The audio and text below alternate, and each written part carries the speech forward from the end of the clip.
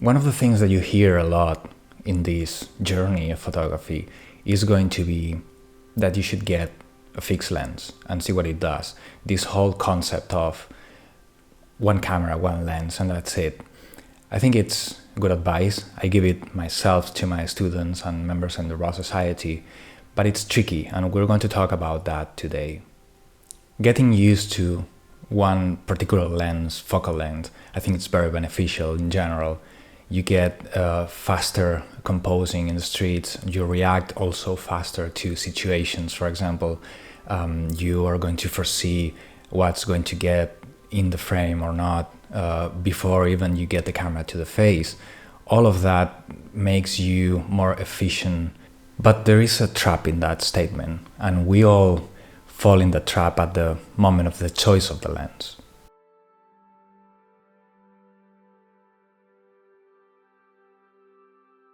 I believe that the lens choice is less of a technical decision and more of an emotional decision.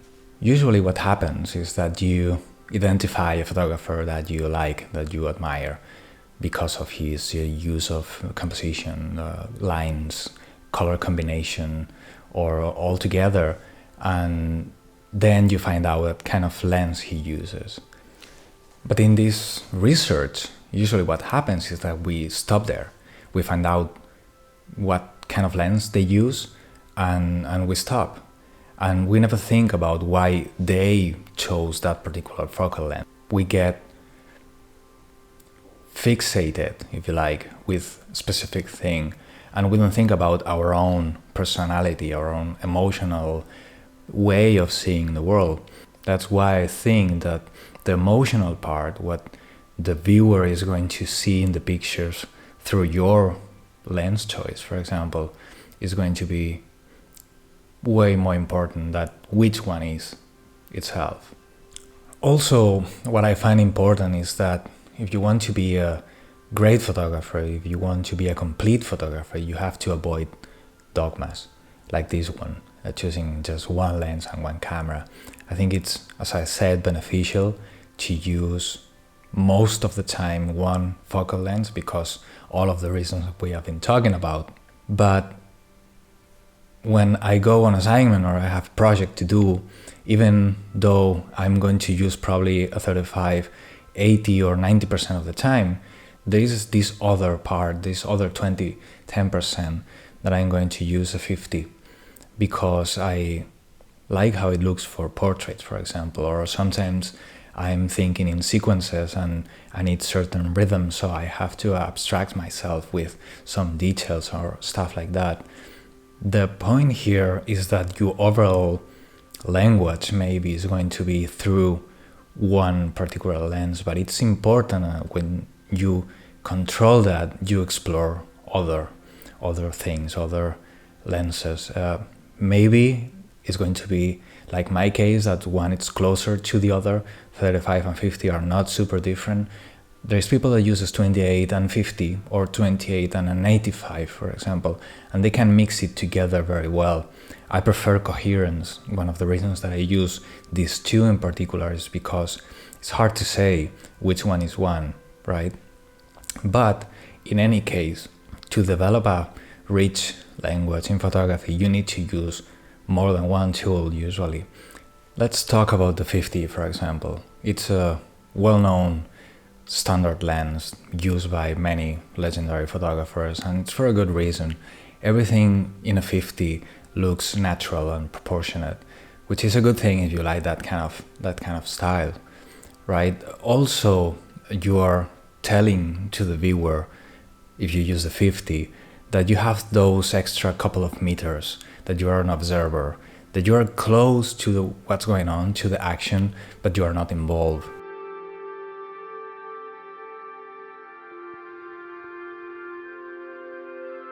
You want to show what's going on, and that's it. Also, I think that the 50 allows you to abstract yourself a little bit if you want. You can get a tiny bit closer if you want to do details, and also you can step back and try to give a certain amount of context to the photographs, but always is going to give that sense of natural observant of the scene, not involved. Whereas if we go to the other part of the spectrum, with people like Bruce Gilden or William Klein, with their use of a 28 or a 24, it doesn't matter, something wider, is going to give you this sense of being right there. It's almost uncomfortable sometimes when you watch pictures with a wider lens.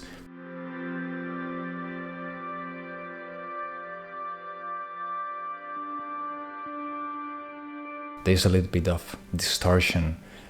It's more dynamic, obviously, but the problem is that everything is going to get a little bit out of control in terms of how you're going to compose and frame and the use of the space, because there's so much going on, so many things in the frame that gets difficult to control, right? But that's the point of a 28, is to get closer. Is, as Bruce Gilden used to say, a good street photograph, you need to smell the street, right? And that's what the viewer is going to perceive when they see a picture or a body of work with a 28, that you are right there in the middle of the action. And then we have the 35, that it's extremely popular among street photographers or documentary photographers, and also for a good reason, because you can still be formal with a 35. There is no distortion, but it's a little bit messier than the 50.